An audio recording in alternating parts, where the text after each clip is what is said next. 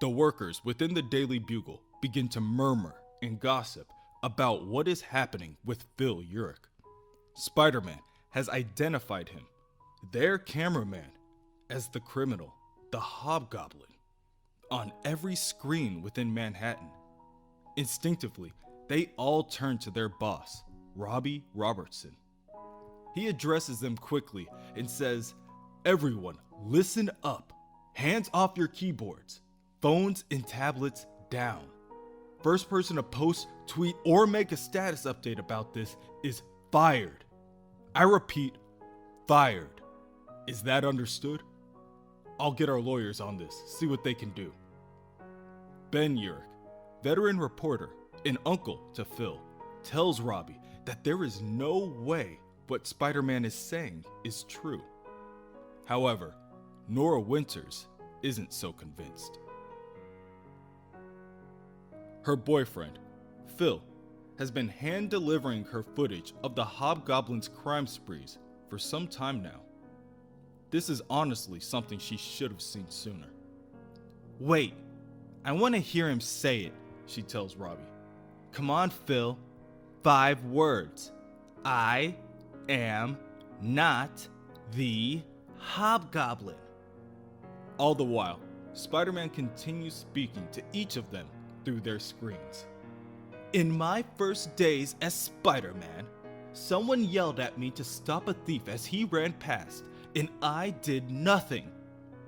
And that man went on to take a life. To this day, that haunts me. It's why I do what I do, so I beg of you, do something. Exercise your responsibility. Help me stop this thief." "Nora!" Phil starts. "You're my girl! You can't believe..." His train of thought is broken by his gossiping coworkers. "Shut up! If I were the Hobgoblin, you'd all be..." "What, Phil? We'd all be what?" The murmurs and whispers from the crowd around them now begin to erupt. Both Robbie and Ben attempt to control the situation by leading Phil into Robbie's office, but Nora tells them to stop and focus on the big picture. "Phil, you're the one who kept getting Hobgoblin exclusives. How?" I've known there was a connection. I just chose not to see it. But now, this is your one chance to come clean to me. How did you do it, Phil? Tell me." Not far away, the Superior Spider-Man is closing in. "He's at the Bugle," he states to his spiderlings. "It's on the police scanners, and the faint signals from my nano tracers confirm it. Spider Patrol units, sound off. Who's closest?" "This is Spider Patrol 3 at the corner of 23rd and Broadway. We're spread out, but we can get there in..." "No, go now. I want the heavy machinery on the ground. I don't care if we're short a few men. Only one thing matters: getting Urich while he's still boxed in." Within the Bugle, Phil is watching through the window as crowds of people and a squad of police cars flock the building. "How?" he responds to Nora. "You really want to know, huh? His Uncle Ben tells him to calm down, that everything is going to be okay. "Sure it is. How couldn't it be? Just look at me. Great job. Hot girl. I got it all, Uncle Ben. Living the dream." "Easy," Robbie says, holding his hands up. "Great. We're all gonna die now, aren't we?" Nora asks. At that moment, Spider-Man pokes his head through the window, boasting, "Not today, Ms. Winters. Not if I have anything to do with it." Robbie now points his hand in Spider-Man's direction, signaling for the wall crawler to remain where he's at. "Oh, I think you've done enough here today, web-slinger." "What? How dare you? I'm the good guy here, the hero." "No, You're the lunatic who created this situation, who turned it into a pressure cooker and shook it up. And for all we know, this boy still might be innocent. Where's your proof?" "Unbelievable," Spider-Man scoffs. "The Daily Bugle is asking me to prove someone's a menace. You do see the irony here, don't you? Fine. 20 minutes ago, I used these," Spider-Man produces his claws for all to see, "to inject my nano spider tracers into the Hobgoblin. Guess where the signal's coming from now?" Beads of sweat begin to pour down Phil's face. "Ha ha, here, Spidey. Let me help you with a visual aid." He pulls out his fire sword and holds it to Nora's neck. "And what better way to show you than with a demonstration? Let's see. Nothing says goblin like a dead blonde." Inside the secret laboratory within the Tinker's workshop, Tiberius Stone cackles at the completion of the first task on his to-do list, getting rid of the Hobgoblin. He watches as the various news channels go all in on the pointy-eared freak. To think, with the press of a button, he could cut off the Hobgoblin's toys again. But if Phil didn't have a weapon, then how would this end in a shootout? As the news states, it is still a subject of much debate despite the resolution of the superhuman civil war. Are costumed individuals entitled to secret identities? Recently, these same practices were used by the then Bugle photographer, Peter Parker, to expose the criminal actions of Norman Osborn, and more recently by the vigilante known as the Wraith to publicly out the philanthropic Martin Lee as Mr. Negative. Elsewhere, on a side street in Midtown, away from prying eyes, the Wraith wraps one of Spider-Man's spiderlings with her tendrils and watches as he is left helpless to inhale her fear gas. Her aim? To find out how Spider-Man can afford an army. "What blood money is he paying you with? Talk," she orders him. "Blood money? What are you talking about? I'm just a hired gun. It's all legit. Everything's above board. Honest. I swear." Yuri immediately gets a call from Carly, asking if the supposed thug is telling the truth. Yuri's polygraph sensors in her tendrils tell her yes, and her face recognition lenses aren't getting any hits either. The man they're speaking with right now, evidently, has no criminal record, at least on file. "Maybe you could up the fear gas," Carly suggests from behind the keyboard to the laptop within her apartment. "What good would that do, other than making me feel more like a creep?" "All right, new idea. Can you get me his bank account number?" "Whoa," says Carly, surprised at Yuri's efficiency. "That was fast. Okay, let's see where this leads us." Some time passes, long enough for the Spiderling's mind to wonder. "Hey," he asks, "what does a ghost need with my checking account?" "Quiet, you," Yuri threatens him. "Well, did we find our smoking gun?" "Almost," Carly tells her. "A lot of smoke, no gun. Yet. What we do have is a lead on a very large offshore account. How do you feel about a trip to the Caymans?" Within the Bugle, Nora Winters elbows Phil in the chin, freeing herself from his grasp. "Urich, you're a total dick. You drink my last beer, make me watch Expendables 2, and now this? We are so done." At the sight of this, Spider-Man is honestly impressed. "Excellent work, Ms. Winters. Think I can take it from here?" Spider-Man begins to attempt to push his way through the massive group of workers, unsure of what their next move should be. Out of my way, you senseless cattle! I'm trying to save you." Phil swings his sword, nearly burning his uncle, and replies, Really? Then that's how I win.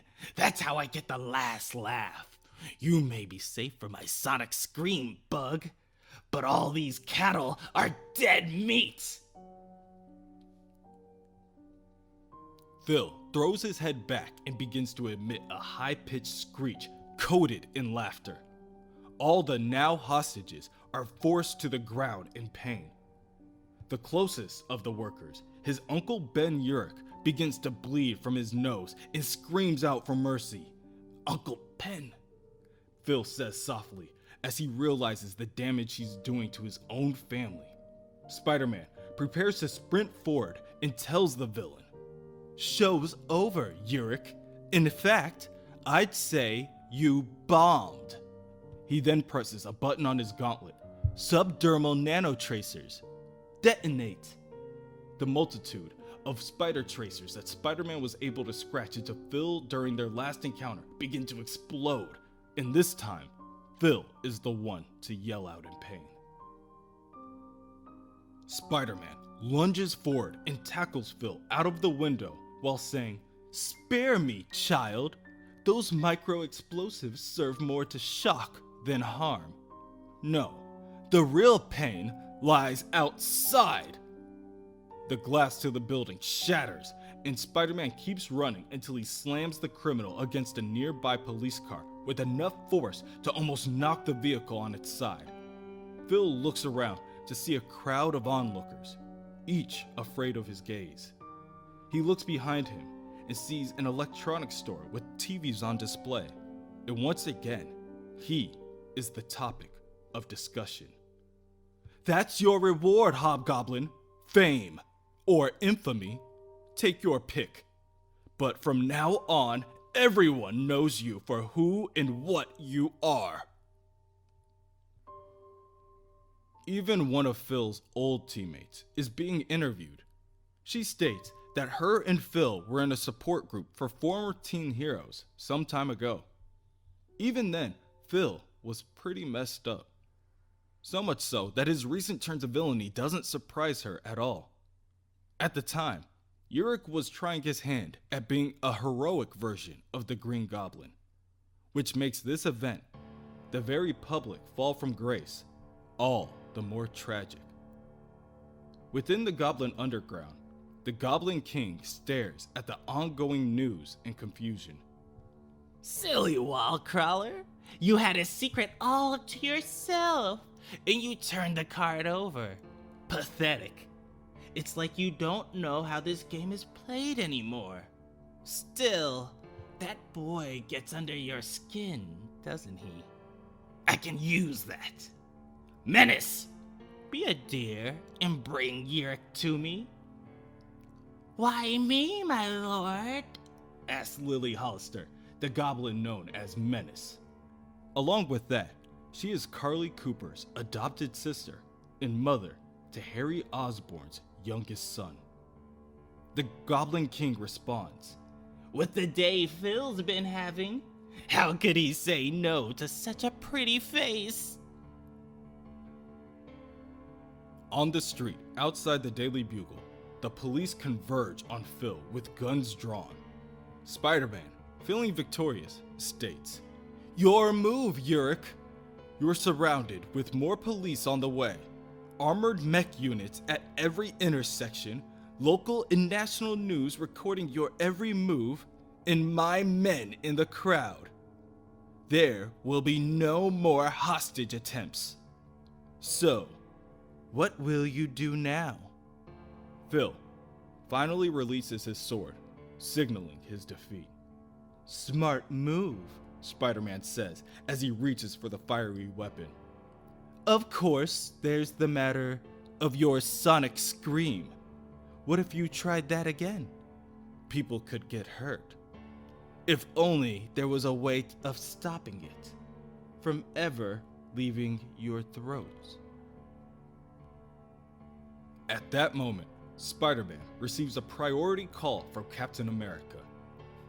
"What is it? I'm in the middle of something here," he says angrily. Captain America, in an annoyed voice, states, "Same with us, Spider-Man. Fighting lava men in Borneo." "Yes? Well, I have Hobgoblin in Manhattan." "We heard. And you're using an army and giant robots. Again. Need I remind you, Avenger, you are currently on probation. Everything you've been doing lately. We need to talk." "Yes, we do," Spider-Man agrees before extinguishing the sword. He hangs up the call before turning to his spiderlings and stating, "Gentlemen, I think we're done here."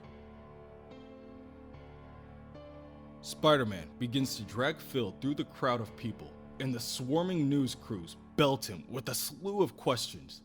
Spider-Man addresses each of them as one. "People of New York, I only have this to say. Thank you. Thanks to your vigilance, we were able to capture this known felon. Today, you were my spider army. You helped me bring this to a close. Quickly, efficiently, and with no loss of life. By working together, we can do great things. Thanks to all of us, this man's criminal life is over." Within the building, Robbie struggles with the thought of yet another costumed criminal being directly tied to the Daily Bugle. He orders everyone to take a long lunch, but reminds them, at the end of the day, they have a paper to put out, and nothing changes that. "Ben, Nora, stay here. We have to talk." "Ben, you are too visible on this one. I'm sure this is the last thing on your mind, but I'm going to have to sideline you on this one. Nothing permanent, I promise." "Nora," he says, now directing his attention at the young reporter. What? She asks with her head down. Back on community events? "No, I have to let you go. You and Phil. You weren't just a couple. You were a team. You were feeding me front-page Hobgoblin stories, one after the other." But my other work. Damn it, Robbie, I'm good. "You were, kid. Sorry, but that's over now." Later, Phil Urich sits within an armored truck, tied down with adamantium shackles. The driver and the accompanying officer are having an argument over recent events. One suggests that it was easier when they could just drop villains off at the raft. Now, having to go all the way to New Jersey just means more time with these psychos. The other disagrees, stating that it's a two-way street. Easier for them also means easier for these criminals to escape. Out of state is the best solution for everybody. At that moment, Menace attacks with a pumpkin bomb. The force of the blast causes the truck to roll on its side, and Menace uses her own grip strength to rip open a hole in the metal. I'm here for you, Phil Urich. "Oh, God," Phil cowers. You're from Kingsley. Tell him I'll have his money. Somehow, I'll... "Kingsley?" Menace laughs. Ha, kid! This is your lucky day. You're moving up to the big leagues. Menace transports Phil to the Goblin Underground, and Phil's curiosity begins to peak. You're taking me to see the Goblin.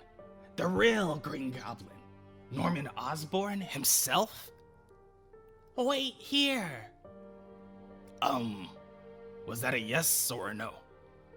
However, Menace ignores his questions, stating that she will go seek the Goblin's audience and that he isn't to touch anything. Phil waits for a while before directing his attention to a nearby TV. Spider-Man is currently being interviewed about his disappearance. How pathetic!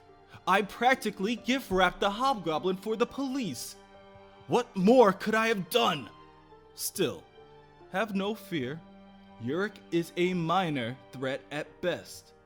It won't take me long to find him and put him in his place. Phil grits his teeth in anger, before Menace once again appears, stating, "The Goblin King will see you now." "Fine," Phil agrees. "Take me to him." "Not dressed like that, I won't," says a nearby man in a goblin mask. Him and a number of other goblins hand-deliver to Phil a new set of armor. At once, Phil equips his new costume and goes to heed the Goblin King's call. He tells Phil, "We want you to grasp this. These clothes, this armor, that mask. This is your world now. Phil Urich's life is over. This new identity, the one that we're giving you, that is all you have anymore. And what will you offer in return?" "The spider," Phil replies. "I will give you the spider." "Good answer, boy! Now rise out of Kingsley's shadow and bask in ours. The Hobgoblin is dead. Rise, my Goblin Knight!"